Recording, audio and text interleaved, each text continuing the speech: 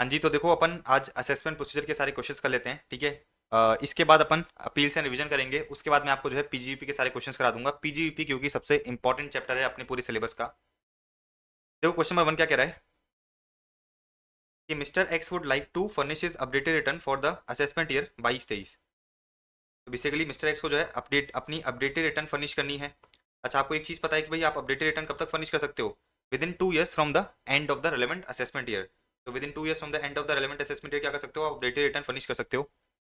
तो इस केस में देखा जाए तो आप जो है अपडेटेड रिटर्न कब तक फर्निश कर सकते हो? 31/3/2025 तक अपडेटेड रिटर्न फर्निश कर सकते हो।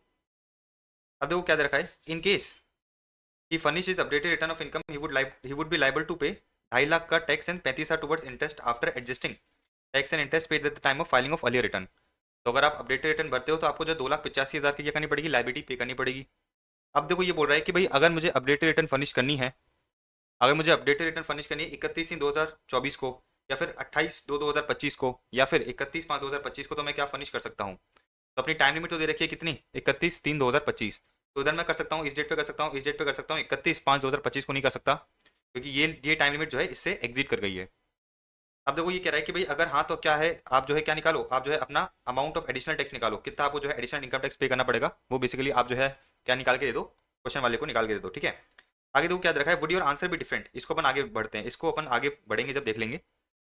अब देखो सीधी सी बात यह है कि आपने एक प्रोविजन पढ़ रखा है कि अगर आप क्या करते हो, with in 12 months from the end of the relevant assessment year अपनी अपडेटेड रिटर्न फाइल कर देते हो, तो जो भी आपका टैक्स और इंटरेस्ट बनता है ना, उसका आपको जो है 25% क्या करना पड़ेगा? एडिशनल इनकम टैक्स पे करना पड़ेगा। अच्छा, मेरा असेसमेंट ईयर कब खत्म हो रहा है? 31/3/2023 को। अच्छा, विद इन 12 मंथ्स बोले तो 31/3/24। मैंने क्या 31/3/24 तक फाइल कर दिए? बिल्कुल कर दिए। तो विद इन 12 मंथ्स कर रहे हो from the end of the relevant assessment year. तो 2,85,000 का आपको क्या करना पड़ेगा? 25% एडिशनल इनकम टैक्स पे करना पड़ेगा। तो देखो 2,85,000 का 25%। अगर आप विद इन 12 मंथ्स नहीं फाइल करते हो, आफ्टर 12 मंथ्स फाइल करते हो, तो आपको क्या करना पड़ेगा? 50% फाइल करना पड़ेगा आपके जो भी लाइबिलिटी आ रही है। तो 2,85,000 का 50% आपको जो है क्या करना पड़ेगा? 1,42,500 क्या करना पड़ेगा? एडिशनल इनकम टैक्स पे करना पड़ेगा, अगर आप जो है अपडेटेड रिटर्न फाइल करना चाहते हो। और तीसरे केस में तो हम बताएंगे कि भाई तीसरे केस में तो जो है आप you are updated return file कर ही नहीं सकते। इजी है ना? तो हमने क्या बता दिया कि भाई देखो आपको जो है क्या करना पड़ेगा, आपको जो है बेसिकली 25% 50% टैक्स पे करना पड़ेगा अगर आप अपनी अपडेट रिटर्न इन दो रिस्पेक्टिव डेट्स पे फाइल करते हो। इधर तो आप फाइल कर ही नहीं सकते। अब एक और चीज़ समझना, ये मुझसे क्या पूछ रहा है कि would your answer be different with respect to filing of updated return in case of point number 2, मतलब सेकंड वाले केस की बात कर रही है। तो क्या मैं सेकंड वाले केस में, सेकंड वाले जो 28/2/2025 है, इधर अपडेटेड रिटर्न फाइल कर सकता हूँ अगर अगर मुझे जो है 147 के अंदर नोटिस मिल चुका है for the assessment year 22-23 on 23/7/2024। तो 23/7/2024 को मुझे क्या मिल गया? नोटिस मिल गया है, और मैं इसके बाद जो है 28/2/2025 को अपडेटेड रिटर्न फाइल करना चाहता हूँ, तो मुझे अलाउड नहीं है। आपने अपडेटेड रिटर्न के कॉन्सेप्ट में पढ़ रखा है कि भाई अगर आपका जो है नोटिस आ जाता है 147 के अंदर इनकम एस्केपिंग असेसमेंट का, तो आप जो है उस साल की अपडेटेड रिटर्न फाइल नहीं कर सकते। तो क्योंकि मुझे असेसमेंट 22-23 का नोटिस 23/7 को आ चुका है, तो मैं जो है बाद में जाके अपडेट रिटर्न फाइल नहीं कर सकता। तो नीचे वही कह रखा है कि भाई he can not furnish updated return where he has receive notice under 147, क्योंकि proceeding for income escaping assessment are pending. ठीक है, असेसमेंट ईयर 22-23 की प्रोसीडिंग पेंडिंग है, इसलिए बेसिकली आप जो है अपडेटेड रिटर्न फाइल नहीं कर सकते। देखो नेक्स्ट क्या दे रखा है, Teachwell education is a trust approved under 1023(6) which runs various education institution. ठीक है, हम एक एजुकेशन इंस्टीट्यूशन है जहाँ पर हम सेक्शन 1023 में रजिस्टर्ड है। इसका मतलब क्या है कि बेसिकली मेरी जो भी इनकम है क्या हो रही है? एग्जाम हो रही है। अब देखो क्या देखा है, during the course of assessment under 143 subsection 3, मतलब स्क्रूटनी असेसमेंट के बेसिस पे या स्क्रूटनी असेसमेंट के अंदर असेसिंग ऑफिसर क्या करता है? असेसिंग ऑफिसर को लगता है कि भाई जो ट्रस्ट है उसने अपनी एक्टिविटीज कैरी आउट करी है इन कॉन्ट्रावेंशन। देखो क्या रखा है, in contravention of the sections under which it was approved for the exemption, मतलब बेसिकली एग्जामिशन की कोई कंडीशन को उसने क्या करा है? कॉन्ट्रावेंट करा है। अब वो 143 सबसेक्शन 3 में जो है सेक्शन 10 का जो है एग्जामिशन देना नहीं चाहता। कौन देना नहीं चाहता? एओ देना नहीं चाहता। अब देखो क्या दे रखा है, however the AO wants to pass the order without giving exemption under section 10, मतलब बेसिकली सेक्शन 10 में इसकी इनकम एग्जाम हो रही है। 1 लाख की फॉर एग्जाम्पल इसकी इनकम थी, सेक्शन 10 में कितनी हो जा रही है? जीरो हो जा रही है। एसएससी बोलता है कि भाई हम आपको एग्जामिशन नहीं देंगे, सॉरी एओ बोलता है कि हम आपको एग्जामिशन नहीं देंगे। एओ बोलता है कि भाई आपकी 1 लाख की इनकम है, आपको एग्जामिशन मिलेगा जीरो, आपकी इनकम बनती है 1 लाख रुपए की। अब सवाल आता है कि भाई क्या एओ ऐसा कर सकता है? क्या जो है एओ, क्या बेसिकली एओ ऑर्डर पास कर सकता है without giving exemption under section 10? तो अगर आपको पता होगा कि भाई सेक्शन 10 में आपको रजिस्ट्रेशन कौन देता है? रजिस्ट्रेशन का अप्रूवल आपको कमिश्नर देता है। तो कमिश्नर ये बोलता है कि भाई आप सेक्शन 10 का एग्जामिशन ले सकते हो। तो कमिश्नर की जो जूनियर अथॉरिटी है एओ, वो जो है सेक्शन 10 का एग्जामिशन डिनाई नहीं कर सकती। क्यों नहीं डिनाई कर सकती? क्योंकि कमिश्नर, उसकी अपर अथॉरिटी ने उसको परमिशन दे रखी है।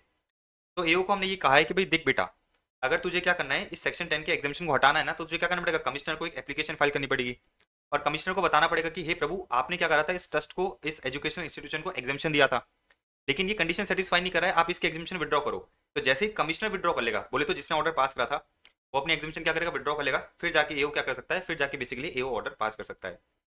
तो क्या एओ ऑर्डर पास कर सकता है विदाउट गिविंग एग्जामिशन? हम कहेंगे कि वो ऑर्डर पास नहीं कर सकता अनलेस कि वो क्या करे, एप्लीकेशन दे किसको, कमिश्नर को, और कमिश्नर क्या करे, कमिश्नर बेसिकली अपना अप्रूवल विड्रॉ कर ले। तो कमिश्नर ने अप्रूवल दे रखा था कि भाई आप जो है एग्जामिशन क्लेम कर सकते हो, किसको, इस एजुकेशन इंस्टीट्यूशन को। अब देखो क्या दे रखा है, can the AO get any additional time limit in completing this assessment. तो ये आपने जो है 147 एंड 147 उसके बाद जो है टाइम लिमिट्स पढ़ी थी, ठीक है, जो उसके बाद अपन ने टाइम लिमिट्स पढ़ी थी असेसमेंट प्रोसीजर के चैप्टर में, 147 के जस्ट नेक्स्ट टॉपिक में अपन ने टाइम लिमिट्स पढ़ी थी। तो वहां पर आपने देखा था कि भाई अगर एओ क्या करता है, एओ बेसिकली कमिश्नर को रेफरेंस देता है किस बात का, कि भाई आप जो है इसका अप्रूवल क्या करो, इसका अप्रूवल जो है विड्रॉ करो। और जिस दिन कमिश्नर का बेसिकली ऑर्डर पास हो जाता है, तो ये जो बीच में समय बीता है, ये जो बीच में समय बीता है, ये क्या कर दिया जाता है, आपकी जो असेसमेंट टाइम लिमिट है उसके अंदर ऐड कर दिया जाता है। तो देखो क्या दे रखा है, एक्सप्लेनेशन 1 to 153 हमें क्या बताता है कि भाई period commencing from the date on which the AO makes a reference to the principal commissioner और commissioner and ending with the date on which the order either cancelling the approval और refusing to cancel the approval is received by the AO, उसको हम क्या करेंगे, exclude करेंगे, shall be excluded for completing the period of limitation for completing the assessment.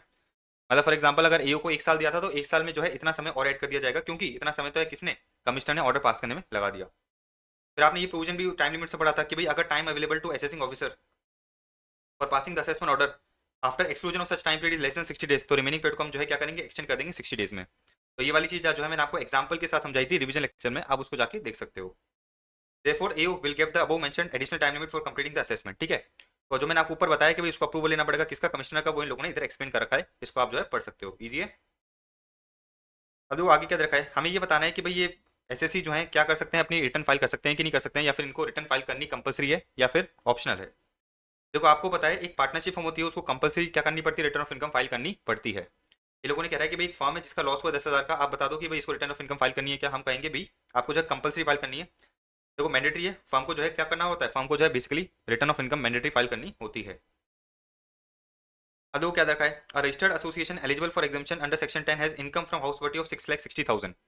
तो क्या दे रखा है, एक रजिस्टर्ड एसोसिएशन है जो किधर है, एग्जामिशन है, जिसको एग्जामिशन मिला है सेक्शन 10 में, मतलब इसकी इनकम तो जीरो हो गई। तो अपना प्रोविजन क्या कहता है, अपना प्रोविजन ये कहता है कि भाई इस रजिस्टर्ड एसोसिएशन की income without giving effect to section 10 अगर बेसिक एग्जामिशन लिमिट से ज्यादा है, तो उसको क्या करना पड़ेगा, mandatory return of income file करनी पड़ेगी।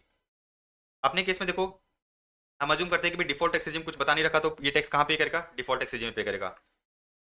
बेसिक एग्जामिशन लिमिट क्या हो गई, 3 लाख हो गई। तो देखो सेक्शन 10 का इंपैक्ट नहीं दिया मैंने, सेक्शन 10 का एग्जामिशन नहीं दिया, तो इसकी इनकम कितनी आ रही है, 6,60,000, जो कि 3 लाख से ज्यादा है। इसका मतलब क्या है, इसको mandatory return of income file करनी पड़ेगी। देखो क्या देखा है, every institution refer to in this जिसकी total income without giving effect to the provisions of section 10 क्या कर रही है, एग्जिट कर रही है, एग्जिट करिए, maximum amount not chargeable to tax is required to furnish the return of income for the relevant assessment year on.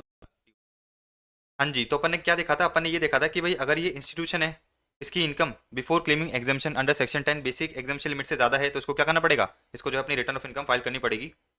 और ये अपन ने कहाँ देखा था, बेसिकली अपन ने देखो असेसमेंट वाले चैप्टर के अंदर, असेसमेंट वाले चैप्टर के अंदर अपन ने नीचे देखा था कि भाई जो ये ट्रेड यूनियन है, इसकी अगर income before exemption under section 10 बील से ज्यादा है, तो उसको जो है अपनी आरओआई फाइल करनी पड़ेगी।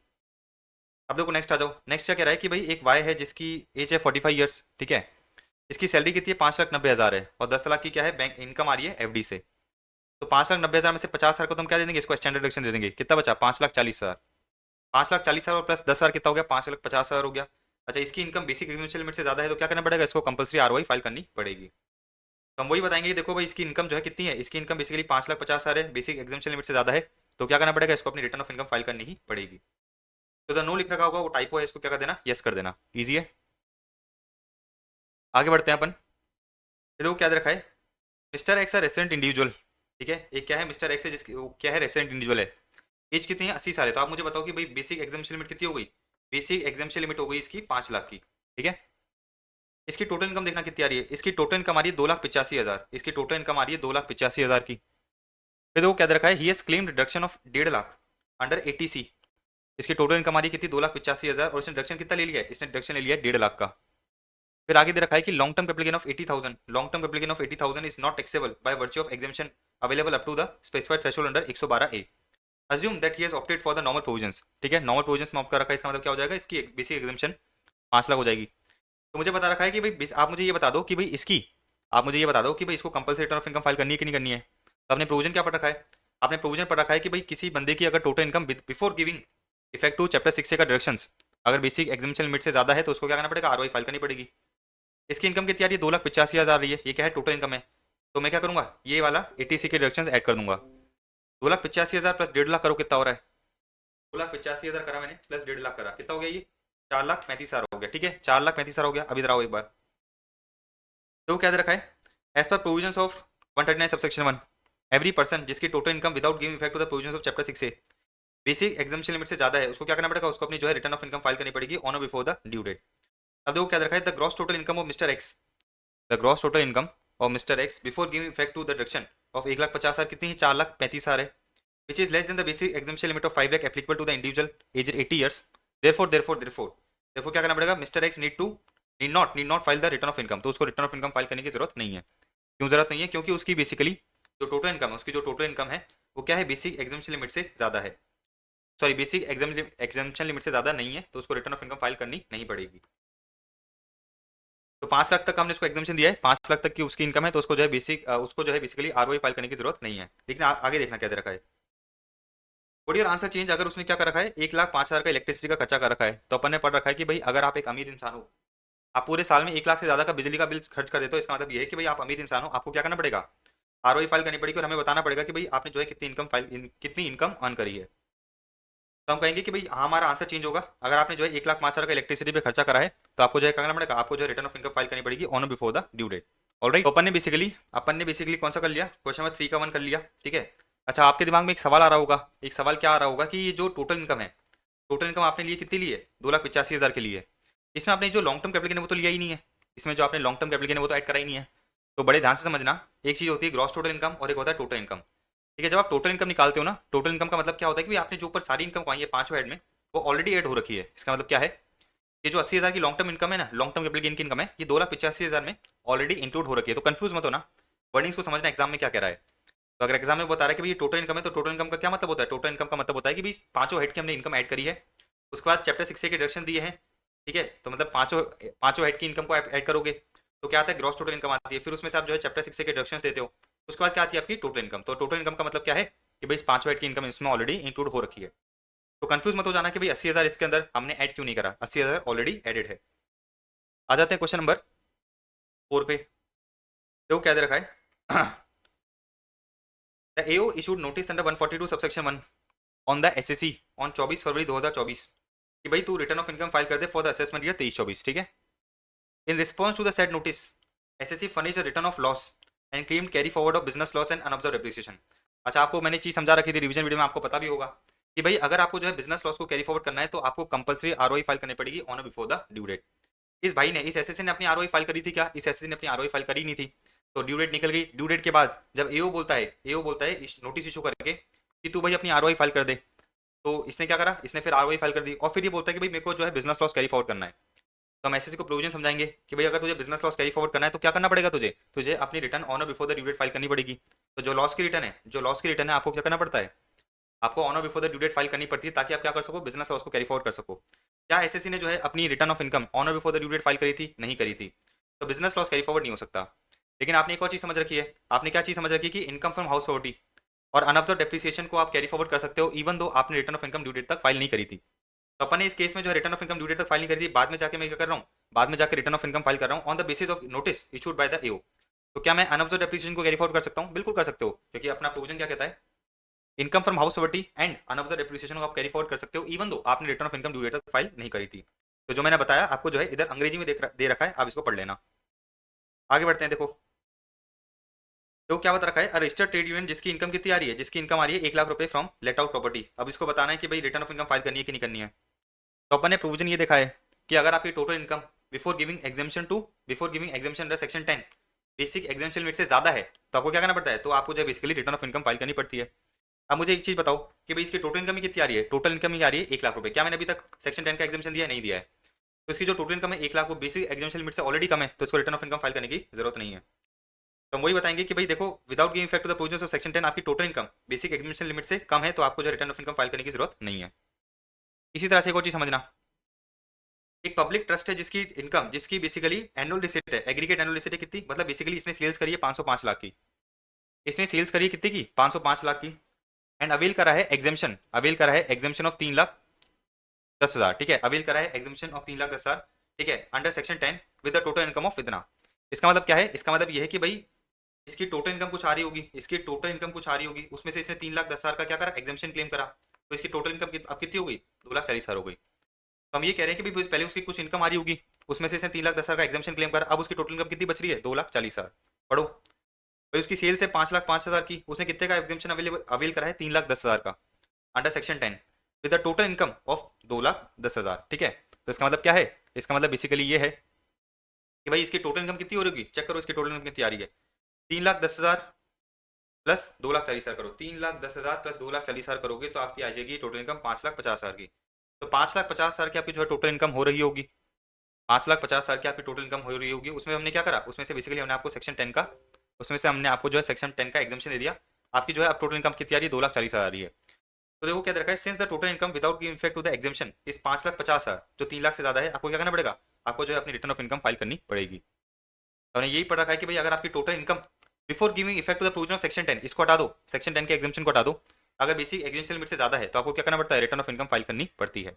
तो सेक्शन 10 के एग्जामेशन को देने से पहले मैंने देखा कि भाई मेरी टोटल इनकम कितनी थी, तो बेसिक एग्जामेशन लिमिट से ज्यादा थी, तो मुझे क्या करना पड़ेगा, return of income compulsory file करनी पड़ेगी।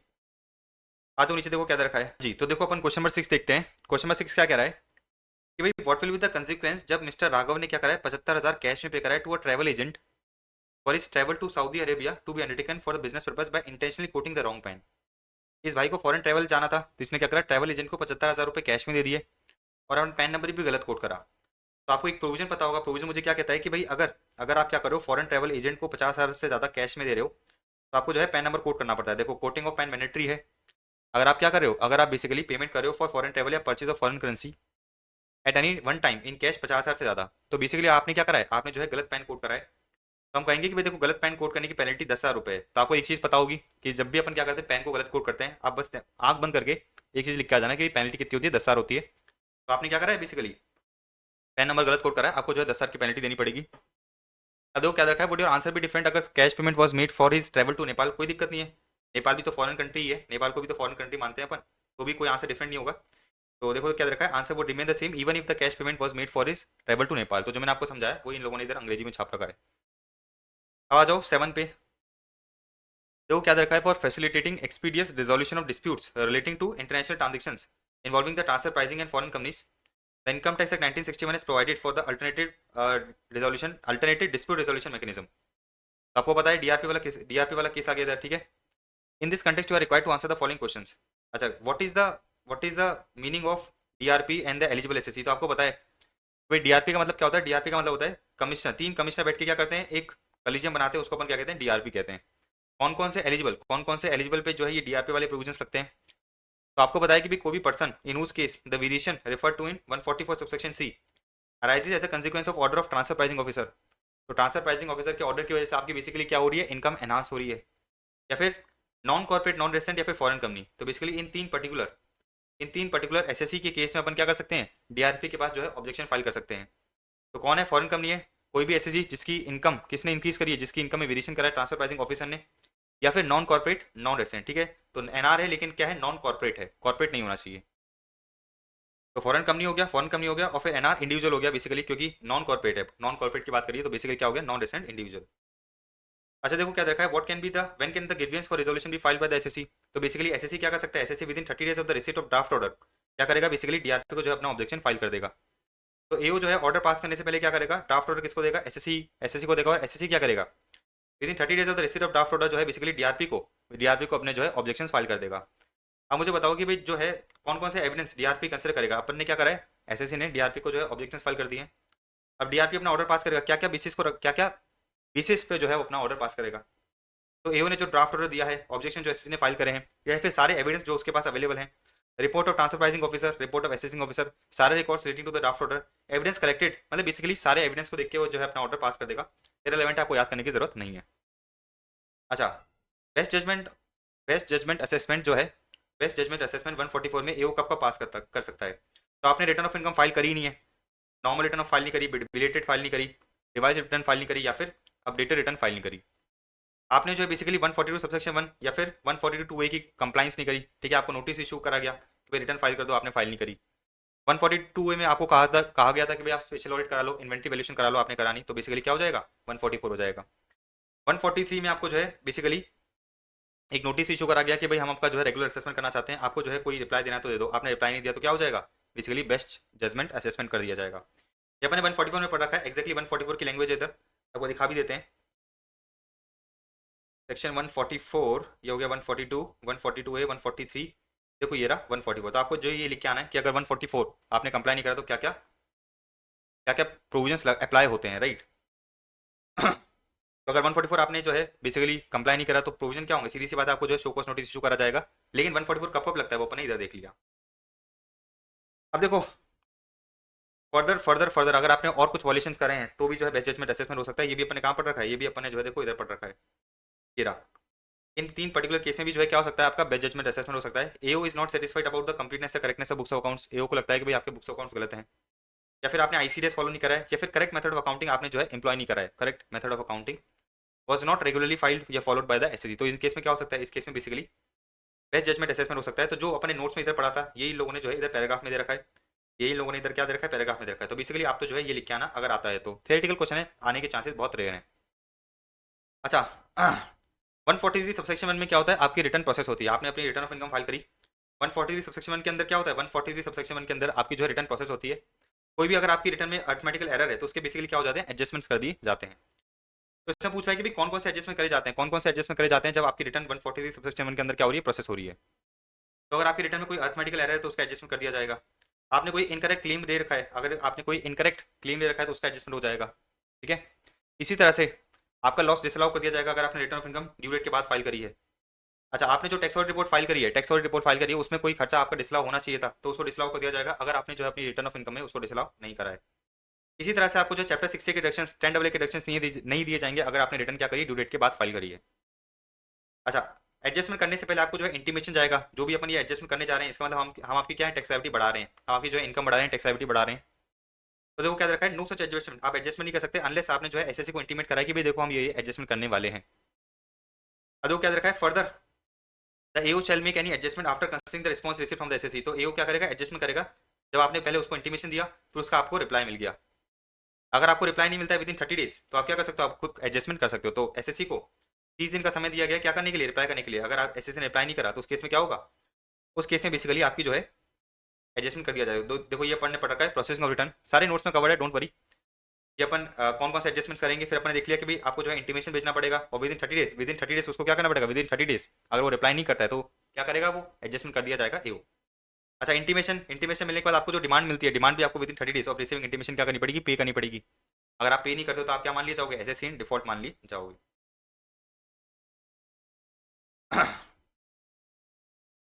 अच्छा अपन ने कहा कि भाई इनकरेक्ट क्लेम ले लिया, इनकरेक्ट क्लेम का मतलब क्या होता है, देखो इनकरेक्ट क्लेम का मतलब ये है कि भाई an incorrect claim apparent from the information in the return का मतलब क्या है, of an item which is inconsistent with another entry of the same या फिर some other item in the return. For example आपने रिटर्न ऑफ इनकम में claim कर लिया कि भाई मैंने 80G का 1 लाख रुपए का डिडक्शन लिया है, ठीक है, 80G का क्या कर लिया, 1 लाख रुपए का डिडक्शन लिया है।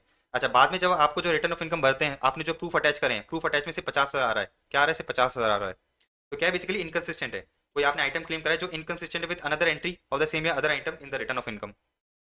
या फिर देखो क्या दे रखा है, in respect of which information required to be furnished has not been furnished. Basically आपको जो है एविडेंस फर्निश करने थे, फॉर एग्जांपल आपको 80G का क्या करना है, डिडक्शन क्लेम करना है, आपको एविडेंस फर्निश करने थे, आपने एविडेंस फर्निश नहीं करे तो क्या हो जाएगा, वो इनकरेक्ट क्लेम माना जाएगा कि भाई आपने क्लेम गलत लिया है। इसी तरह से देखो आपने कोई डिडक्शन ले लिया, आपने कोई डिडक्शन ले लिया जो मॉनिटरी लिमिट से ज्यादा है। फॉर एग्जांपल आपने 80C का डिडक्शन ले लिया 1,50,000 से ज्यादा का, मैक्सिमम कितना होता है, 1,50,000 ये होता है, इसका मतलब क्या है, आपने इनकरेक्ट क्लेम करा है। इजी है। अच्छा एक और चीज देखो, तो बेसिकली ये अपना चैप्टर थोड़ा थियोरेटिकल है लेकिन इसमें से कभी कभार एक क्वेश्चन बन जाता है, केस स्टडी बेस्ड है। आपने अगर ये सारे प्रोविजन मेरे सारे नोट्स पढ़ रखे हैं, ये सब कुछ कवर्ड है इसके अंदर, अगर मेरे नोट्स अच्छे से पढ़े हैं, अच्छे से समझे, सारे आंसर्स आपके जो है क्विकली रिवाइज होंगे। तो मैं सजेस्ट करूंगा ये वाला जो वीडियो है उसको देखने से पहले आप जो है मेरे असेसमेंट वाले अपील्स वाले नोट्स देख लेना। देखो क्या दे रखा है आगे, साई लिमिटेड है जिसने अपनी रिटर्न ऑफ इनकम फाइल करी है फॉर द असेसमेंट ईयर 23, 24 और 26 सितंबर 2023। अपन ने अपनी रिटर्न ऑफ इनकम को फाइल करी है 26 सितंबर को फाइल करी है। कौन है, एक कंपनी है। आपकी जो रिटर्न ऑफ इनकम है वो रेगुलर स्क्रूटनी रेगुलर असेसमेंट के लिए क्या हो जाती है, सिलेक्ट कर ली जाती है, मतलब basically scrutiny assessment under 143 subsection 3। ठीक है। अच्छा, जिसका आपको नोटिस कब मिलता है, आपको जो है नोटिस मिलता है 3 जुलाई 2024 को। 143 सबसेक्शन 3 में आपने क्या पढ़ रखा है कि भाई आपको नोटिस कब तक मिल सकता है। देखो, आपको जो है नोटिस सर्व हो जाना चाहिए within 3 months from the end of the financial year in which the ROI was filed. तो आपको जो है 143 सबसेक्शन 3 का नोटिस मिल जाना चाहिए कब तक, 3 months from the end of the financial year in which the ROI was filed. अपने केस में देखो क्या हो रहा है, अपने केस में नोटिस मिला है 3 जुलाई को, कब तक मिल जाना चाहिए था। मैंने रिटर्न ऑफ इनकम को फाइल करी है, देखो मैंने रिटर्न ऑफ इनकम फाइल करी है 26 सितंबर को, इसका एंड कब होगा, 31/3/24 को एंड होगा। इसके 3 मंथ्स क्या होंगे, 30/6/2024। तो मुझे नोटिस मिल जाना चाहिए था 30/6/24 को, मिला कब है, 30 जुलाई को, सॉरी 3 जुलाई को, मतलब डेट के बाद मिला है। तो ये क्या है, नोटिस क्या है, इनवैलिड है। ठीक है, नोटिस मेरा इनवैलिड है। लेकिन आगे देखो क्वेश्चन क्या कह रहा है, नोटिस इनवैलिड था फिर भी कंपनी ने क्या करा, रिस्पॉन्ड कर दिया नोटिस को। अब सवाल उठता है कि भाई क्या सर्विस ऑफ नोटिस इज क्या service of notice examine whether the service of notice is with in time. हमने कहा कि भाई टाइम लिमिट के अंदर तो नहीं है, आपने जो है 30 जून के बाद क्या करा है, नोटिस को सर्व करा है, गलत है। अब देखो क्या देखा है, एग्जामिन क्या notice is serve within time, and अगर नहीं, अगर टाइम के बाद आपने क्या करा है, सर्व करा है, क्या assessment order can be challenge by the assessee. तो देखो सीधी सी बात है, आपने ये तो पढ़ लिया कि भाई आपने जो नोटिस है वो क्या करा है, सर्व नहीं करा है, टाइम बार्ड है नोटिस। लेकिन आपने एक सेक्शन पढ़ा था सेक्शन 292 बीबी, ये कहता है कि भाई अगर आपको नोटिस समय के बाद क्या करा गया है, सर्व करा गया है, लेकिन आपने क्या करा है, नोटिस में रिस्पॉन्ड कर दिया है। अगर आपने नोटिस पर रिस्पॉन्ड कर लिया तो ये मान लिया जाएगा कि भाई आपने जो है नोटिस को एक्सेप्ट कर लिया है, और ये मान लिया जाएगा कि भाई नोटिस क्या है, वैलिड है।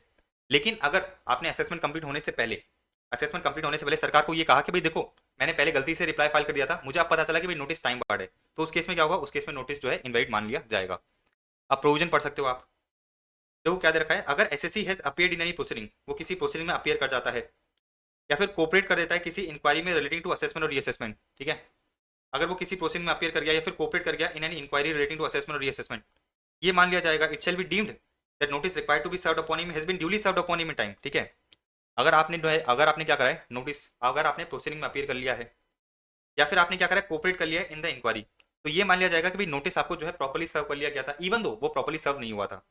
लेकिन देखो क्या दे रखा है, वो एसएससी क्या कर सकता है, सच SSC shall be precluded from raising objection in any proceeding or inquiry that the notice was not served upon him in time, या फिर not served upon him in time, या फिर not served upon him सर्व करा ही नहीं गया था, या फिर टाइमली सर्व नहीं करा गया था, या फिर served upon him in proper manner. तो बेसिकली अगर एसएससी क्या कर जाता है, कोऑपरेट कर जाता है, प्रोसीडिंग में अपीयर कर जाता है, तो वो ऑब्जेक्शन रेज नहीं कर सकता किस बात का कि भाई मुझे नोटिस सर्व नहीं करा गया था, मुझे नोटिस टाइमली सर्व नहीं करा गया था, या फिर मुझे इम्प्रॉपर मैनर में सर्व करा गया था। लेकिन देखो लेकिन अब वो प्रोविजन एप्लीकेबल नहीं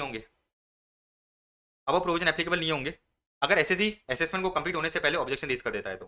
ठीक है, तो हम इस केस में क्या कहेंगे, हम इस केस में कहेंगे कि देखो आपको जो है टाइम बार्ड नोटिस फाइल करा गया था, लेकिन आपने क्या करा, रिस्पॉन्ड कर दिया, मतलब आपने कोऑपरेट कर लिया, तो ये मान लिया जाएगा कि भाई नोटिस जो है प्रॉपर्ली सर्व करा गया है। लेकिन अगर आप असेसमेंट कंप्लीट होने से पहले ऑब्जेक्शन रेज कर देते हो, अगर आप असेसमेंट खत्म होने से पहले ऑब्जेक्शन रेज कर देते हो, तो उस केस में क्या होगा, उस केस में ये मान लिया जाएगा कि भाई ये नोटिस क्या है, टाइम बार्ड है। इजी है। तो सेक्शन 292 भी अगेन इंपॉर्टेंट है, एग्जाम में इसके क्वेश्चंस पूछता है। अच्छा, discuss the correctness otherwise of the following proposal in the context of income tax act. देखो क्या दे रखा है, अ fresh claim before the AO can be made only by filing a revised return and not otherwise. तो ये भी आपने पढ़ रखा है कि भाई अगर एओ के सामने, भाई आपने रिटर्न ऑफ इनकम फाइल करी है, आपने क्या करा है, आरओआई फाइल करी है, आरओआई फाइल में आप कुछ चेंजेस करना चाहते हो, आरओआई में कुछ चेंजेस करना चाहते हो, कैसे करोगे, आपके पास एक ही ऑप्शन है कि आप क्या करोगे, रिवाइज रिटर्न फाइल करोगे।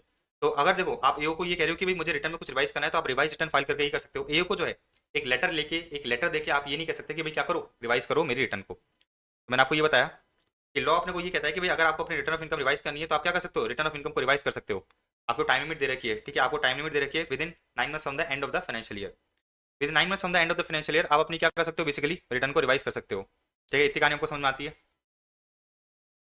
अच्छा, हमने आपको जो है रिवीजन का समय दिया है 139 सबसेक्शन 5 में, 139 सबसेक्शन 5 में आपको क्या दिया, रिवीजन का समय दिया है। अगर आपको रिवाइज करना है तो रिटर्न ऑफ इनकम को रिवाइज करके ही करोगे अंडर 139 सबसेक्शन 5।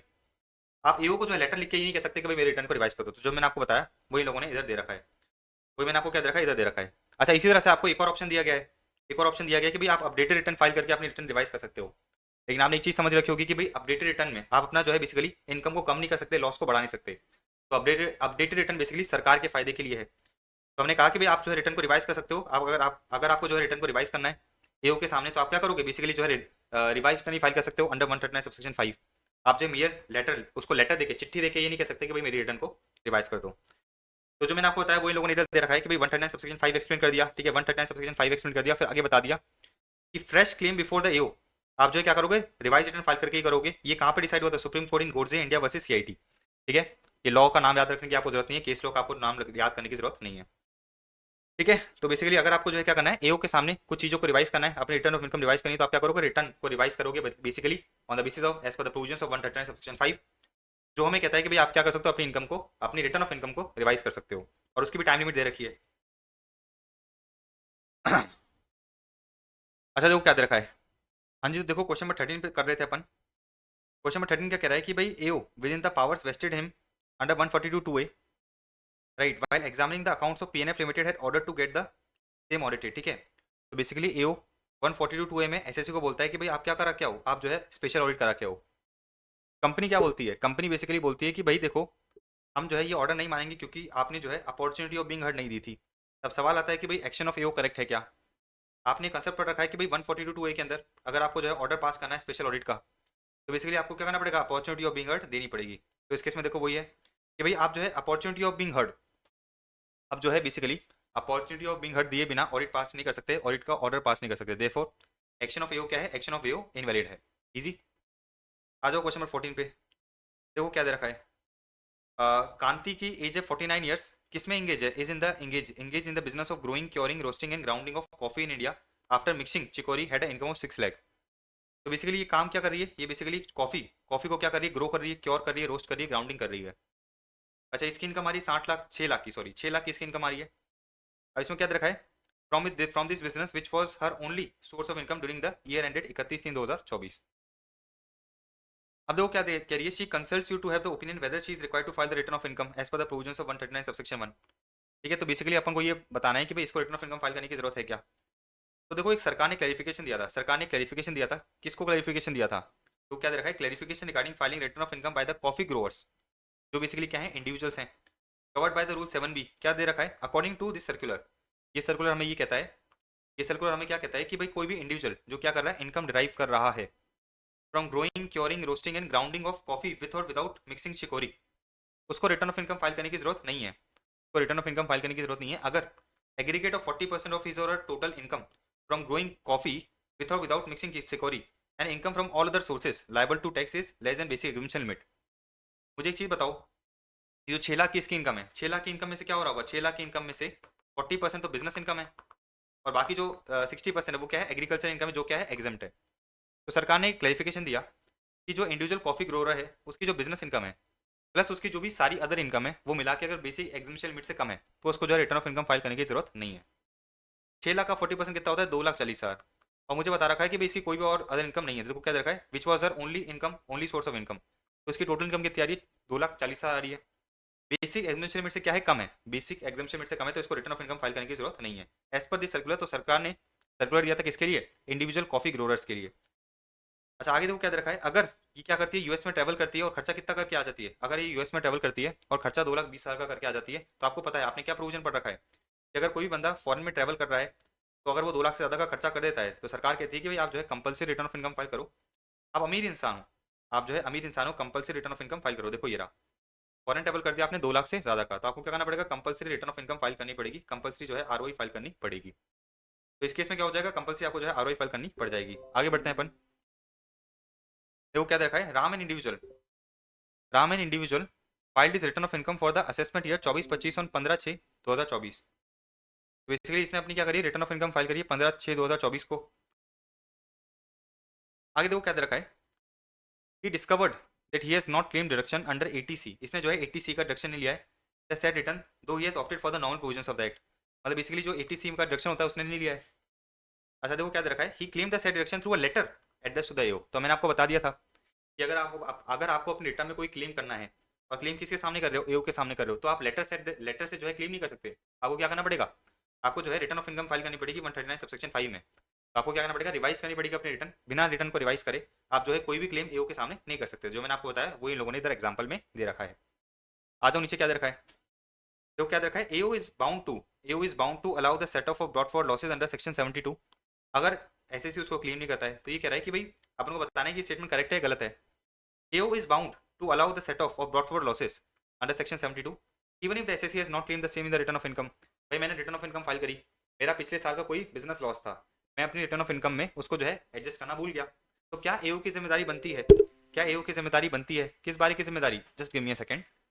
तो देखो अपन क्या देख रहे थे कि भाई एओ की जिम्मेदारी बनती है कि वो सेट ऑफ करे ब्रॉड फॉर लॉसेस को, भले ही एसएससी ने उसको क्लेम नहीं करा है, ये सही बात है या गलत बात है? तो हम ये कहेंगे एओ को, हम ये कहेंगे एओ को कि जो ब्रॉड फॉर लॉसेस, जो ब्रॉड फॉर लॉसेस का सेट ऑफ का प्रोविजन है, वो हमें ये कहता है कि भाई आपको जो है क्या करना है, ब्रॉड फॉर लॉसेस को कंपलसरी सेट ऑफ करना है। तो देखो क्या दे रखा है, सेक्शन 72 वर्ड यूज करता है शेल का। शेल का मतलब ये है कि अगर आपके ब्रॉड फॉर लॉसेस हैं तो आप उसको सेट ऑफ करोगे, उसको सेट ऑफ करोगे। एओ की जिम्मेदारी बनती है कि अगर आपने सेट ऑफ नहीं कराए तो वो सेट ऑफ करे। क्यों सेट ऑफ करे? तो एओ की जिम्मेदारी बनती है कि वो एसएससी को हेल्प करे, किस बारे में हेल्प करे? रिटर्न ऑफ इनकम फाइल करने में हेल्प करे। तो सुप्रीम कोर्ट ने ये डिसीजन दिया, सुप्रीम कोर्ट ने ये कहा कि भाई अगर एसएससी जो है अपनी रिटर्न ऑफ इनकम में ब्रॉड फॉर लॉसेस को क्लेम करना भूल जाता है, लेकिन जिस साल के ब्रॉड फॉर लॉसेस हैं उसने उस साल की रिटर्न फाइल कर दी थी ड्यू डेट पे, मतलब वो इंटाइटल था करंट डे में सेट ऑफ के लिए, अच्छा एसएससी क्लेम करना भूल गया, तो एओ की जिम्मेदारी बनती है, एओ की क्या बनती है, जिम्मेदारी बनती है कि वो सेट ऑफ को अलाउ करेगा। क्यों अलाउ करेगा? क्योंकि लॉ ये कहता है कि भाई जो एसेसिंग ऑफिसर है वो एसएससी की हेल्प करेगा रिटर्न ऑफ इनकम फाइल करने में, और अगर एसएससी ने कोई गड़बड़ कर दी है, कोई चीज उसके बेनिफिट में थी और वो लेना भूल गया, तो क्या कर सकता है, बेसिकली सेट ऑफ कर सकता है, एओ को अलाउ करना पड़ेगा। तो अगर एसएससी क्लेम करना भूल गया तो एओ को करना पड़ेगा, एओ को जो है बेसिकली ब्रॉड फॉर लॉसेस को अलाउ करना ही पड़ेगा, ठीक है। तो जो मैंने आपको बताया वही इधर डिसीजन में दे रखा है, तो हम कहेंगे स्टेटमेंट करेक्ट है, एओ की जिम्मेदारी बनती है कि अगर एसएससी भूल जाता है लेना तो ब्रॉड फॉर लॉसेस को अलाउ करेगा, ठीक है। तो ये पढ़ो क्या दे रखा है, सर्कुलर निकल के आया था, क्या सर्कुलर निकल के आया था कि भाई एओ की जिम्मेदारी बनती है कि वो असिस्ट करे टैक्स पेयर को इन एवरी रीजनेबल वे में असिस्ट करे, particularly in the matter of claiming and securing relief. In this regard, they should take the initiative in guiding a taxpayer where proceedings या फिर other particulars before them indicate that some refund or relief is due to him. तो basically एओ की जिम्मेदारी बनती है तो tax payer को हर चीज़ में असिस्ट करे, हर चीज़ में असिस्ट करे जिससे कि बेसिकली एसएससी को फायदा हो सकता है। तो हम सुप्रीम कोर्ट ने कहा कि भाई बिल्कुल एओ को क्या, एओ की जिम्मेदारी बनती है कि अगर एसएससी ब्रॉड फॉर लॉस का क्लेम लेना भूल गया तो वो क्या करे, अलाउ करे। आगे बढ़े, तो क्या दे रखा है, x an individual has got its books of account for the year ended 31/3/2022 audited under section 44 AB। अच्छा उसकी इनकम कितनी आ रही है, 5,20,000 आ रही है, वो टीआरपी के थ्रू अपनी क्या करना चाहता है, रिटर्न फाइल करना चाहता है। तो आपने एक प्रोविजन पढ़ रखा है कि भाई टीआरपी के थ्रू दो बंदे रिटर्न फाइल नहीं कर सकते, कौन कौन? जिस बंदे ने 44 एबी में ऑडिट करा ली है, जिस बंदे ने क्या कर लिया 44 एबी में ऑडिट करा ली है, या फिर अपन देखते हैं कंपनीज की बात करेगा ये। तो देखो दे रखा है specified class of person have been defined to mean any person other than company. भाई कंपनी और person whose accounts are required to be audited under 44 AB के अलावा कोई भी पर्सन क्या कर सकता है, टीआरपी के थ्रू रिटर्न फाइल कर सकता है।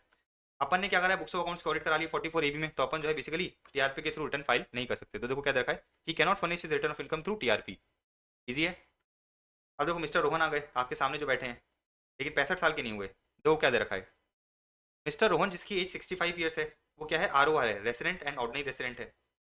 अच्छा उस रोहन की इनकम कितनी आ रही है, देखो रोहन की इनकम बेसिकली क्वेश्चन में दे रखी है 2,80,000 है। रोहन की इनकम बेसिकली 2,80,000 है, मतलब अगर 115 बीएससी में बात करी जाए तो बेसिक एग्जामिनेशन से कम है। लेकिन रोहन भाई साहब जो है ना वो क्या करते हैं, दुबई में घर ओन करते हैं, he owns house property in Dubai, जो उसने परचेज करा था 2013 में। अच्छा उसका जो है दुबई में एक बैंक अकाउंट भी है, उसका दुबई में क्या है, एक बैंक अकाउंट भी है। अब देखो क्या देखा है, रोहन की इनकम कितनी आ रही है, 2,80,000 for the previous year 23-24, comprising of income from house property and bank interest, जो बेसिक एग्जामिनेशन लिमिट से कम है। तो अगर मैं 115 बीएससी की बात करूँ तो बेसिक एग्जामिनेशन से कम है। He did not file the return of income, तो उसको क्या रिटर्न ऑफ इनकम फाइल करने की जरूरत नहीं है। अपन देखो क्या कहेंगे, आपने एक प्रोविजन पढ़ा था रिटर्न ऑफ इनकम में, आपने रिटर्न ऑफ इनकम में एक प्रोविजन पढ़ा था कि भाई अगर आप आर हो, अगर आप आर हो, ठीक है ना, अगर आप आर हो तो आपको जो है compulsory return of income file करनी पड़ेगी। अगर आप क्या हो, किसी एसेट के बेनिफिशियल ओनर हो, किसी एसेट के बेनिफिशियल ओनर हो जो लोकेटेड आउटसाइड इंडिया है, या फिर किसी बैंक अकाउंट जो आउटसाइड इंडिया लोकेटेड है उसमें आपकी जो है साइनिंग अथॉरिटी है, या फिर आप क्या हो, beneficiary of any asset. Beneficiary क्या होता है, बेनिफिशियल ओनर क्या होता है, ये अपने डेफिनेशन में बिल्कुल समझाता। तो देखो इस केस में क्या हो रहा है, इस केस में आपका जो है क्या है, दुबई में एक घर है, इसका मतलब क्या है कि भाई उस घर के आप बेनिफिशियल ओनर हो। अच्छा बैंक अकाउंट आपका जो है आउटसाइड इंडिया एक बैंक अकाउंट है, उसमें आपकी साइनिंग अथॉरिटी है, तो आपको जो है return of income compulsory file करनी पड़ेगी, इवन दो आपकी जो है इनकम बेसिक एग्जाम से कम, बेसिक एग्जामेशन लिमिट से कम है। तो रोहन कह रहा है कि भाई उसको रिटर्न ऑफ इनकम फाइल करने की जरूरत नहीं है। हम कहेंगे रोहन तू गलत है, तुझे रिटर्न ऑफ इनकम फाइल करनी पड़ेगी। क्यों करनी पड़ेगी, क्योंकि तू इस प्रोविजन को सेटिस्फाई कर रहा है। कौन से वाले प्रोविजन को सेटिस्फाई कर रहा है, ये वाले प्रोविजन को सेटिस्फाई कर रहा है, तो तुझे कंपलसरी आरओआई फाइल करनी पड़ेगी। आगे बढ़े, अब देखो क्वेश्चन नंबर 19 क्या कह रहा है। क्वेश्चन नंबर 19 मुझे ये बता रहा है कि Pritam an individual filed his return of income for the assessment year 24-25 on 18/10/2024। अब मुझे एक चीज बताओ, इंडिविजुअल की ड्यू डेट क्या होती है? 31 जुलाई होती है। इसने रिटर्न का फाइल करी है 31 जुलाई की बात करी है, मतलब बेसिकली बिलेटेड रिटर्न फाइल करी है। तो 18/10/2024 तक ये क्या करा है इसने? बेसिकली बिलेटेड रिटर्न फाइल करी है। इसने अपनी इनकम दिखाई है 1,20,000 रुपये, ठीक है। अब देखो क्या कर रहा है, he later discovered that he has not claimed a particular deduction of amounting to 2,10,000 while computing his business income in the said return. Therefore उसने अपनी रिटर्न को रिवाइज कर दिया।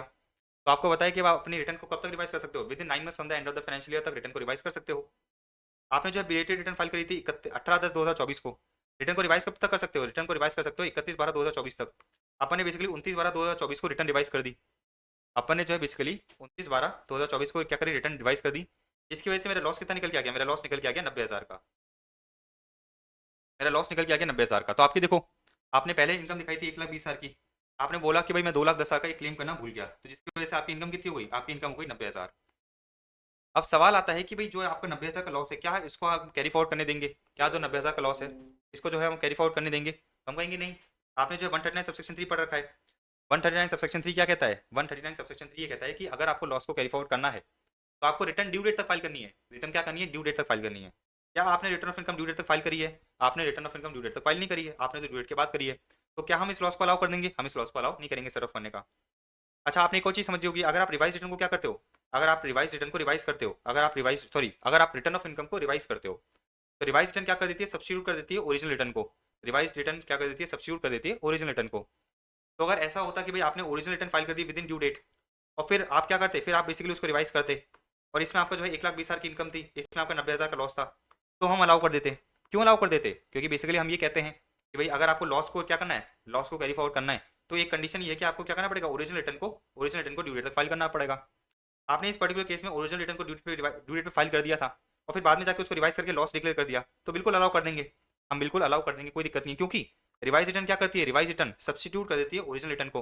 तो ये मान लिया जाता है कि भाई ओरिजिनली हमने यही रिटर्न फाइल करी थी। लेकिन मेरी बात बड़ी ध्यान समझना, अपने केस में क्या हो रहा है, अपने जो ओरिजिनल रिटर्न फाइल करी है वो बिलेटेड रिटर्न है, ड्यू डेट के बाद फाइल करी है। फिर क्या करा मैंने? इसको रिवाइज करके लॉस दिखा दिया, तो क्या इस लॉस को कैरी फॉरवर्ड कर सकता हूँ? नहीं कर सकता हूँ, क्योंकि जो मेरा ओरिजिनल रिटर्न है, वही मैंने ड्यू डेट पे फाइल नहीं करी थी। तो जो मैंने आपको बताया वो इन लोगों ने इधर कह रखा है, ठीक है, पढ़ लेना आप। अब देखो क्या रखा है, वही वाला क्वेश्चन आ गया कि भाई क्या एसएससी को जो है, एसएस क्या EO is bound to allow the set off loss. तो जो अपने उधर पहले क्वेश्चन देखा था एक्जैक्टली डिट्टो कॉपी पेस्ट हो गया, तो आप छोड़ सकते हो। तो ये मई 2022 में आया था इसलिए कॉपी हो गया, वो जो पीछे पीछे जो क्वेश्चन था वो आईसीएमएट का था, मई 2022 में आ गया था, इधर ये वाला क्वेश्चन एक्जैक्टली आ गया था, ठीक है। तो मई 22 में ये वाला क्वेश्चन एक्जैक्टली आ गया था, तो मैंने क्या करा, इसको इधर भी लिख दिया, ठीक है। तो दो बार एक क्वेश्चन आ गया, वो ये कि भाई एओ की जिम्मेदारी बनती है, बिल्कुल उसको क्या करना पड़ेगा? सेट ऑफ अलाउ करना पड़ेगा। ईजी है, आगे बढ़े। अब देखो क्वेश्चन नंबर 21 क्या कह रहा है। जो असेसिंग ऑफिसर है उसने क्या करा, एक साइबर कैफे को सर्वे करा। अच्छा, कब करा? रात के 12 बजे करा, ठीक है, रात के 12 बजे करा। जो कैफे है वो कब तक ओपन रहता है? दिन के 2 बजे से लेकर रात के 2 बजे तक ओपन रहता है। इसका मतलब क्या है कि मैंने जो है बिजनेस आवर्स में सर्वे करे हैं, जो मैंने सर्वे करा है वो बिजनेस आवर में करा है। ओनर ये कहता है, ओनर क्या कहता है कि भाई आप जो है रात में सर्वे नहीं कर सकते, आप रात में कैफे में घुस नहीं सकते। कितनी कहानी समझ आ गई? अच्छा, फिर देखो क्या रखा है, एओ जो है सर्वे के दौरान बुक्स ऑफ अकाउंट्स को अपने पास रखना चाहता है, wanted to take away with him the books of accounts. अच्छा, अब ये बोल रहा है कि भाई क्या एओ सही है? तो हम क्या बताएंगे? हम बताएंगे कि बिल्कुल आप जो है एओ क्या कर सकता है, बिजनेस आर में सर्वे कर सकता है। उसने क्या करा है, बिजनेस आर में ही सर्वे करा है, वो उसको अलाउ कर दिया जाएगा। क्या वो बुक्स ऑफ अकाउंट्स को अपने साथ ले जा सकता है? हम कहेंगे बिल्कुल वो इंपाउंड कर सकता है, ठीक है, रिटेन कर सकता है बुक्स ऑफ अकाउंट को अपने साथ। लेकिन अगर उसको 15 दिन से ज़्यादा क्या करना है, 15 दिन से ज़्यादा रिटेन करना है, तो उसको जो है कमिश्नर की परमिशन लेनी पड़ेगी। तो जो मैंने आपको समझाया वो इन लोगों ने इधर दे रखा है कि भाई आप बिजनेस आर में सर्वे कर सकते हो, आप इंपाउंड कर सकते हो, और अगर आप जो है 15 दिन से ज़्यादा, देखो ये रखा है एक्सेसिव 15 डेज, 15 दिन से ज़्यादा क्या करना चाहते हो, 15 दिन से ज़्यादा बेसिकली रिटेन करना चाहते हो, तो आपको क्या करना पड़ेगा, परमिशन लेनी पड़ेगी। और ये सारी चीज़ें अगेन कहाँ पर कवर्ड है, अपने नोट्स में कवर्ड है, ठीक है। क्वेश्चन नंबर 22 पे आते हैं, देखो क्या दे रखा है। क्वेश्चन नंबर 22 क्या कह रहा है, discuss the correctness of the following statement in the context of provisions of this. The AO may direct for the audit of accounts या inventory valuation of the act discussed during the assessment proceeding on the basis of certain grounds। तो AO जो है 142A में क्या कर सकता है, इसके लिए ऑडिट डायरेक्ट कर सकता है, लेकिन उसके कौन कौन से ग्राउंड्स है, कौन कौन से बेसिस पे जो है वो ऑडिट कंडक्ट करा सकता है। आ जाओ तो अपन नोट्स पे आ जाते हैं। 142(2)A, तो कहाँ दे रखा है 142(2)A, ये रहा। 142(2)A में क्या कर सकता है वो, बेसिकली स्पेशल ऑडिट या इन्वेंटरी वैल्यूएशन करा सकता है। कौन कौन से ग्राउंड्स हैं, देखो क्या दे रखा है। AO में at any stage of proceeding having regard to the complexity of accounts, को लग रहा है अकाउंट्स कॉम्प्लेक्स हैं, या अकाउंट्स बहुत ज़्यादा हैं, या फिर उसको डाउट है करेक्टनेस पे, या मल्टीप्लिसिटी ऑफ ट्रांजेक्शन है, या फिर इंटरेस्ट ऑफ द रेवेन्यू, उसको लगता है कि भाई डिपार्टमेंट के इंटरेस्ट में रहेगा ऑडिट कराना, तो बेसिकली ऑडिट ऑर्डर कर सकता है। वो क्या कर सकता है, डायरेक्ट कर सकता है स्पेशल ऑडिट या इन्वेंटिव वैल्यूएशन। तो वही चीज़ अपने को इधर बतानी है, वही चीज़ अपने को क्या करनी है, इधर बतानी है। देखो ये आ गया कॉम्प्लेक्सिटी, वॉल्यूम, डाउट, ऐसा ऐसा ऐसा ऐसा, ठीक है। तो स्टेटमेंट करेक्ट है, आपको क्या करना पड़ेगा, आपको जो है इन ग्राउंड्स पे क्या करना पड़ेगा, ऑडिट के लिए बेसिकली एओ जो है डायरेक्ट कर सकता है। अब देखो एक और चीज़ क्या दे रखी है, joint commissioner of income tax. Joint commissioner of income tax is empowered to issue direction to AO as he thinks fit for the proper guidance of AO during the assessment proceeding to complete the assessment in a specific manner। तो मैंने आपको 144 ए पढ़ाया था, क्या पढ़ाया था, 144 ए पढ़ाया था। देखो आ जाओ कहाँ गया, देखो ये रहा। मैंने आपको 144 ए पढ़ाया था, और 144 ए में क्या बताया था, 144 ए में ये बताया था कि जॉइंट कमिश्नर है वो जो है एओ को क्या कर सकता है, डायरेक्शन इशू कर सकता है कि वो क्या करेगा, कंप्लीट करेगा assessment as per the directions of AO, as per the directions of JC, sorry. तो मैंने आपको बताया था कि भाई 144 ए में जेसी जो है क्या कर सकता है, एओ को डायरेक्शन इशू कर सकता है कि वो क्या करे, कंप्लीट करे assessment as per the directions of AO. तो इसमें वही चीज़ पूछ रखी है कि क्या जॉइंट कमिश्नर बेसिकली डायरेक्ट कर सकता है एओ को कि भाई तू असेसमेंट इस तरह से कंप्लीट कर, हम कहेंगे बिल्कुल कर सकता है। 144 ए का रेफरेंस लेके आ जाना, हम क्या करेंगे 144 ए का रेफरेंस दे देंगे और प्रोविजन बता देंगे कि भाई आप बिल्कुल कर सकते हो, हम ये वाला प्रोविजन बता देंगे। बस इतनी सी बात है। तो अगेन ये थेटिकल क्वेश्चन है, इनके बहुत ज़्यादा रेलेवेंस नहीं है, लेकिन कभी कभार पूछ लेता है। जैसे अगर आप देखोगे ये वाला क्वेश्चन कब आ गया था, ये वाला क्वेश्चन बेसिकली आपका मई 22 में आ गया था, राइट। इसी तरह से अगर आप देखोगे ये वाला क्वेश्चन जो है जनवरी 21 में आ गया, देखो क्या दे रखा है जनवरी 21 वाला क्वेश्चन। हेलो, हाँ। तो मुझे बता रखा है कि भाई mister Mahesh receive the draft order from AO under 144 सी। तो आपको पता है कि भाई 144 सी के अंदर एओ क्या करता है, आपको ड्राफ्ट असेसमेंट ऑर्डर पास करता है, ड्राफ्ट असेसमेंट ऑर्डर देता है। आपके पास दो ऑप्शन है, आपके पास क्या ऑप्शन है कि जैसे ही आपको ड्राफ्ट ऑर्डर मिल गया, आप क्या करो, ऑब्जेक्शन फाइल कर दो, किसको, डीआरपी को। दूसरा आपके पास ऑप्शन ये है कि भाई आप ऑब्जेक्शन फाइल मत करो, एओ को ऑर्डर पास करने दो। फिर जो एओ का ऑर्डर है इससे आप क्या करोगे, इससे बेसिकली आप जो है सीआईटी ऑफिस में चले जाओगे। तो आपके पास दो ऑप्शन है अंडर 144 से, मैंने आपको बताया कि भाई या तो क्या करो, ऑब्जेक्शन फाइल कर दो, किसको, ऑब्जेक्शन फाइल कर दो डीआरपी को। या फिर दूसरा आपके पास ऑप्शन ये है कि भाई आप क्या करो, दूसरा आपके पास ऑप्शन ये है कि भाई एओ को ऑर्डर पास करने दो, फिर जो एओ ने ऑर्डर पास करा उस पर अपील फाइल कर दो सीआईटी अपील्स पे। आपके पास दोनों ऑप्शन अवेलेबल हैं, ये अपने कहाँ पढ़ रखा है, 144 सी में पढ़ रखा है। अब देखो अपने केस में क्या हुआ, mister Mahesh receive the draft order, mister Mahesh को ड्राफ्ट ऑर्डर मिला एओ से मिला under 144 C due to the variations determined by the transfer pricing officer in the arm length price. लेकिन देखो mister Mahesh did not prefer to file the objection, इसने भाई ने objection file नहीं करा, इसने भाई ने ऑब्जेक्शन फाइल नहीं करा, इसने सीआईटी अपील्स फाइल कर दी। तो इसने क्या करा, बेसिकली जो है अपील फाइल कर दी before CIT appeals against the final order receive from the AO. You are required to advise Mr Mahesh whether his contention are tenable. हम कहेंगे बिल्कुल टेनेबल है। 144 से आपको दोनों ऑप्शन देता है कि आप विद इन 30 डेज में क्या करो, विद इन 30 डेज में ऑब्जेक्शन फाइल कर दो, या फिर एक बार एओ को अपनी प्रोसीडिंग कंप्लीट करने दो, उसके बाद आप जो है क्या कर सकते हो, सीआईटी अपील्स में जा सकते हो। तो हम कहेंगे कि देखो मिस्टर महेश का contention to file the appeal before CIT appeals एकदम करेक्ट है, कोई दिक्कत नहीं है, तो इस टेनेबल इन लॉ एकदम करेक्ट है। लास्ट क्वेश्चन देखते हैं अपन, देखो लास्ट क्वेश्चन देखते हैं अपन क्या क्या रखा है। मिस्टर रोहन है, 33 ईयर्स का है, रेसिडेंट इंडिविजुअल है, उसने अपनी रिटर्न ऑफ इनकम फाइल नहीं करी for the assessment year 22-23 under 109 subsection 1 और 4। मतलब बेसिकली मैंने अपनी नॉर्मल रिटर्न भी फाइल नहीं करी, बिलेटेड रिटर्न भी फाइल नहीं करी। आगे देखो क्या रखा है, income tax department has not initiated any proceeding. अच्छा वो क्या करना चाहता है, अपडेटेड रिटर्न फाइल करना चाहता है ऑन 10 दिसंबर 2023। मैंने आपको बताया था कि अगर आप अपडेटेड रिटर्न फाइल करते हो with in 12 months from the end of the relevant assessment year, तो आपको जो है 25% क्या करना पड़ता है, एडिशनल टैक्स पे करना पड़ता है, ठीक है, 25% एडिशनल टैक्स पे करना पड़ता है। अब मुझे बस ये कह रहा है कि भाई अगर ये बंदा क्या करना चाहता है, अगर ये बंदा अपडेटेड रिटर्न फाइल करना चाहता है तो इसकी टैक्स लायबिलिटी कितनी निकल के आएगी। इसने जो है 115 बी से ऑप्ट नहीं कर रखा। मुझे बता रखा है कि भाई इसका टोटल इनकम है 45,15,000, एडवांस टैक्स है 3 लाख का जो इसने पे करा था 1 जनवरी 2022 को, और इसका टीडीएस टीसीएस आ रहा है 70,000 का। अब इसका अपन जो है टैक्स लायबिलिटी निकालते हैं। देखो इसकी इनकम कितनी आ रही है, 45,15,000 की आ रही है। इसने क्या करा है, नॉर्मल टैक्स रिजीम ऑप्ट कर रखी है, तो 2.5 लाख तक की इसकी इनकम एग्जाम्प्ट हो गई। 2.5 लाख से 5 लाख पे 2.5 लाख से 5 लाख पे 5%, 12,500। 5 लाख से 10 लाख पे, 5 लाख से 10 लाख पे 20% कितना हो गया, 1 लाख हो गया, और बाकी बैलेंस पे 30% हो गया, कितना, 10,54,000। तो टोटल टैक्स कितना निकल के आया, इन सबका आप ऐड करोगे, इन सबको आप ऐड करोगे तो आपका टोटल टैक्स निकल के आएगा कितना, आपका जो है टोटल टैक्स बेसिकली निकल के आ जाएगा 11,67,000, ठीक है। अपन ने क्या करा, हेल्थ एंड एजुकेशन से सेट करा 4%, तो मेरा टैक्स निकल के आ गया 11,67,000 प्लस मैंने क्या करा 4% हेल्थ एंड एजुकेशन से सेट करा, तो मेरी टैक्स लायबिलिटी बनती इतनी। मैंने जो है क्या कर रखा है, मैंने जो है इतना इतना टीडीएस पे कर रखा था, इतना एडवांस टैक्स पे कर रखा था, तो मेरे को जो है अपनी रिटर्न ऑफ इनकम फाइल करते समय क्या करना था, 843,680 का टैक्स पे करना था, जो मैंने अभी तक टैक्स पे नहीं करा है, ठीक है। तो अगर मैं रिटर्न ऑफ इनकम फाइल करता तो मुझे क्या करना था, मुझे बेसिकली 843,680 का टैक्स पे करना था जो मैंने पे नहीं करा है। अब देखो इंटरेस्ट लगेगा 234 ए बी का, ए बी सी का। 234 ए का इंटरेस्ट कब लगता है, 234 ए का इंटरेस्ट लगता है अगर मैं return of income due date तक फाइल नहीं करता हूँ। मुझे अपनी return of income due date तक फाइल करनी थी। मेरी ड्यू डेट क्या देखो दे रखी है 31 जुलाई, 31 जुलाई 2022 है। 31 जुलाई 2022 से मुझे अपनी रिटर्न इधर तक फाइल करनी थी, मैंने फाइल नहीं करी। तो अगले दिन से क्या लगना चल जाएगा, अगले दिन से इंटरेस्ट लगेगा। कब तक, जब तक मैंने रिटर्न ऑफ इनकम फाइल कर दी। तो बोले तो 1 अगस्त 2022 से लेके 10 दिसंबर 2023 तक मेरा क्या लगेगा, ब्याज लगेगा। कितना अमाउंट पे लगेगा, जितना मुझे टैक्स पे करना था। तो मैंने रिटर्न ऑफ इनकम फाइल करता तो मैं इतना टैक्स पे करता, मैंने टैक्स पे नहीं करा, मैंने जो है बेसिकली टैक्स पे नहीं करा। तो क्या करूँगा मैं जो है बेसिकली इस पर इंटरेस्ट पे करूँगा। तो 843,680 क्या हो जाएगा, 843,600 का 1%। और 1 अगस्त से लेके 10 दिसंबर तक कितना महीना हो गया, 17 महीना हो गया। तो मेरा ब्याज निकल जाएगा 143,612। तो आपके दिमाग में घंटी बज रही होगी कि भाई इधर अमाउंट था कितना, 843,680, और इधर आपने लिया 843,600। तो मैंने आपको बता रखा है जब अपन इंटरेस्ट का रिवीजन कर रहे थे कि जब भी अपन 234 ए बी सी का इंटरेस्ट कैलकुलेट करते हैं तो अपन बेसिकली क्या करते हैं, लास्ट के 2 डिजिट को इग्नोर करते हैं, कुछ भी दिखाओ अपन इग्नोर करो उसको।